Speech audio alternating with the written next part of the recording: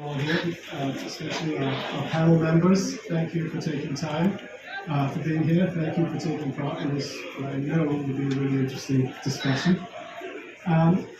This is our second Kolkata Book Fair. Both of us love books, so this is our sort of happy time. And we're already feeling the energy of this amazing event.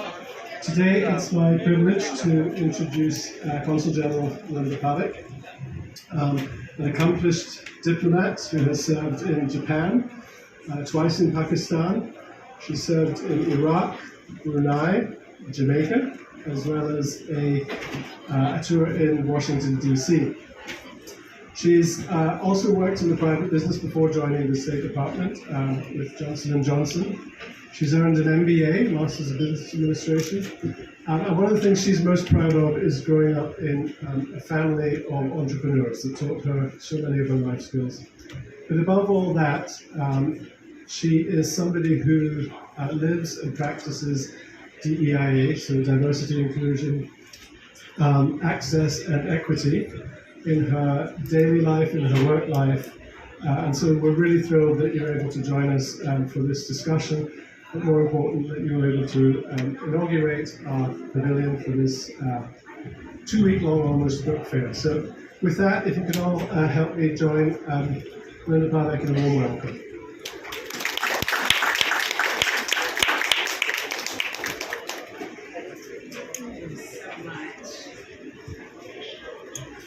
Good evening, everyone. I want to start out with an apology for my pirate appearance. I'm having a small eye issue, and I guarantee you would prefer to see the eye patch than what is going on with my eye underneath it. So, but again, I'm doing my best, and I appreciate your support. I'm Melinda Pavick. I'm the US Consul General in Kolkata, and it's my honor to inaugurate the US Pavilion at the 46th International Kolkata Book Fair.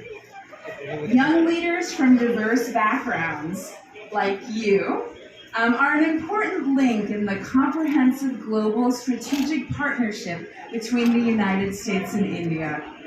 Thank you so much for gracing us with your presence today on this very important day, and I look so forward to hearing your perspectives and thoughts.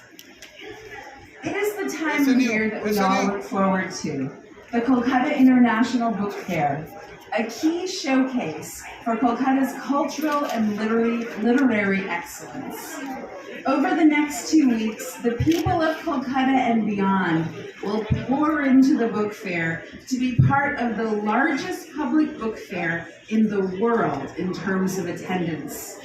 What a wonderful confluence of literature, culture, and emotions that we will experience over the next 2 weeks. We all know Bengalis love books, and they love to adda. I love books, and I love to adda as well.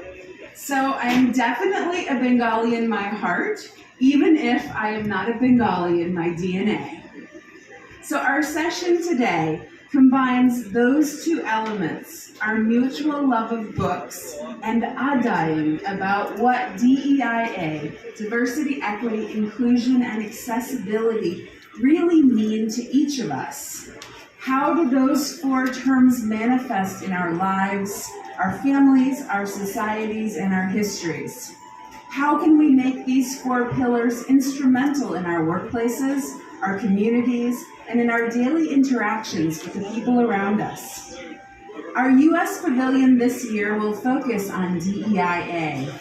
If you shuffle the order of the letters of DEIA, it spells idea, I-D-E-A, and it is an idea that is a global idea to celebrate inclusion, diversity, equity, and accessibility.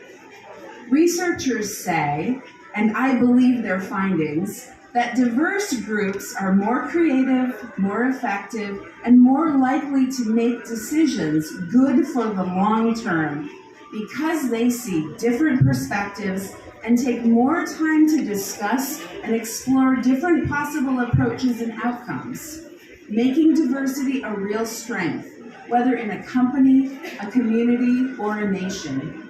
When we fully leverage everyone and everything we have to offer, we are stronger, smarter, more creative, and better connected.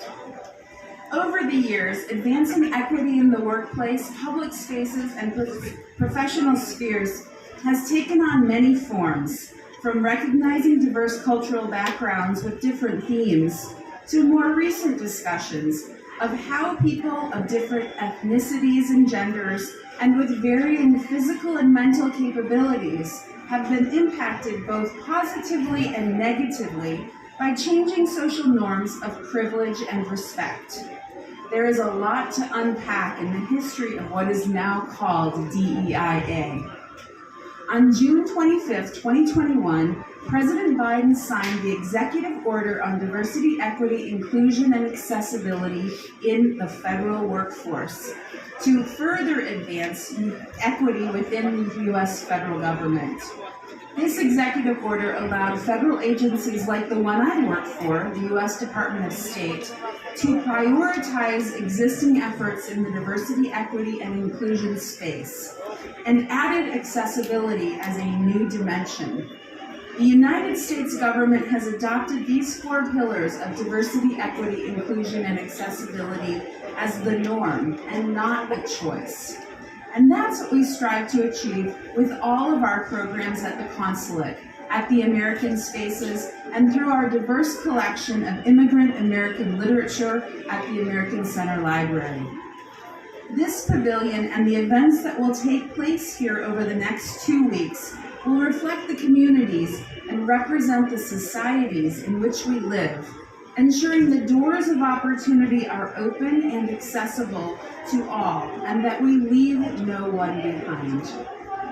I mentioned earlier that I love books, and I'm currently reading an amazing book titled The 1619 Project, A New Origin Story. Have anyone of you heard of the 1619 Project? Anyone? No.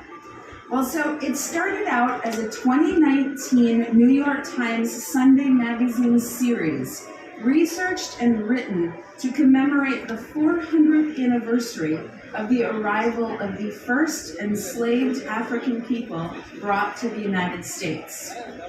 Did you know that enslaved African people arrived in the United States before the Pilgrims, who are talked about so much in conjunction with the U.S. Thanksgiving holiday? Many Americans did not know either until the 1619 Project was published. This is an example of how an entire race of people and their historic contributions to American history were left behind for a long time. We try to make up for that neglected history each February when we celebrate National Black History Month. It serves as both a celebration and a powerful reminder that Black history is American history, Black culture is American culture, and Black stories are essential to the ongoing story of America. Shining a light on Black history today is as important to understanding ourselves and growing stronger as a nation as it has ever been. That is why it is essential that we take time to celebrate the immeasurable contributions of African Americans, honor the diversity, legacies, and achievements of generations past, reckon with centuries of injustice, and confront those injustices that still fester today. If you take the time to read the 1619 Project, I think you will gain a better understanding, and I would love to Ada with you about it. As you see, our pavilion has been designed around the theme of a global idea to reach and engage all audiences on the important conversations around diversity, equity, inclusion, and accessibility. If you look at the shelves here, you will catch a glimpse of our American Library resources, the authors we feature, and the diverse voices we celebrate, voices who are making themselves heard now, who write for the hope of a better world.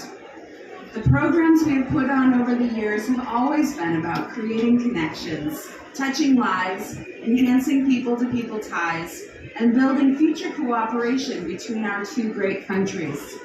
Visit our American Center in the Chowringhee area to learn more and engage with us further. As I mentioned earlier, over the next 14 days, all our programs here at this pavilion will celebrate diversity. For example, we will host a performance of immigrant American poetry, hear heartfelt multicultural stories from our US program alumni, and witness numerous cultural performances. There will be a session on US higher education to introduce you to multicultural US campuses, as well as others about student visas, book launches, and combating the climate crisis. You are all cordially invited to participate and engage in these celebrations of DEIA and a global idea.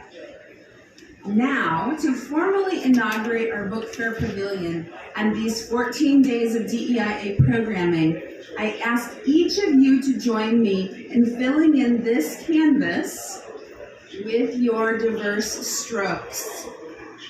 Thank you once again for joining me. I am thrilled to be surrounded by so many amazing people and influential books.